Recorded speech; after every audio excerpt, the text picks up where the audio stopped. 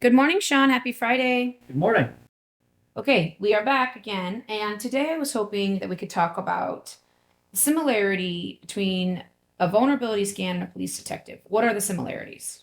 So a police detective goes out and they look for clues as to what's taken place or how a criminal may have gotten into things or what took place for a criminal activity to happen.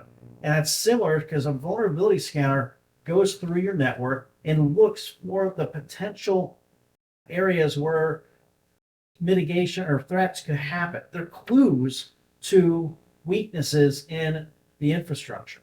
And so while a detective goes and looks for clues, a vulnerability scanner is doing the same thing. The big difference is a detective doesn't know what he's looking for until he finds it. He's just looking for things that don't exactly look right.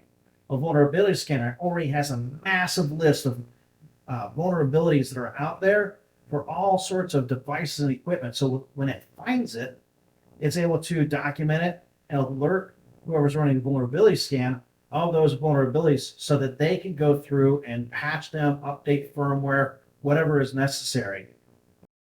We recently put together a cell phone that has the ability to run a vulnerability scan so that when we go and visit a client, we can automatically run that vulnerability scan and be able to pretty quickly tell them, hey, here's just a few of the basic things that we found without doing a comprehensive scan, and to let clients know or prospective clients know that, hey, there are some issues here that we need to take a look at and mitigate.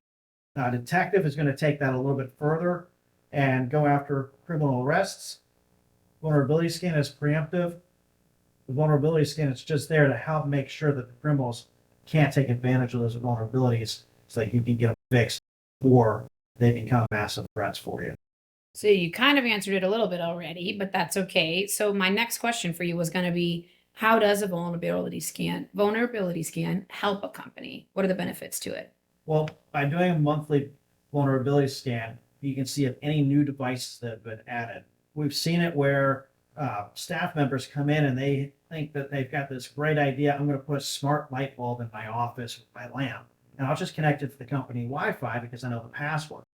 Well, the problem with that is that now you've created what's called an Internet of Things device, and these devices are rarely updated with any type of firmware. Security is very rarely a concern. And so if a hacker gets access to that device, be it through the Bluetooth or through the Wi-Fi, they then have an entry point into your network that they can work. And so a vulnerability scan will actually help us determine if a staff member has put in some type of Internet of Things device that could pose a potential problem. And what we try to do is we try to set up a separate network for those devices so that your staff members can still have those little luxuries that they'd like to have while keeping you secure.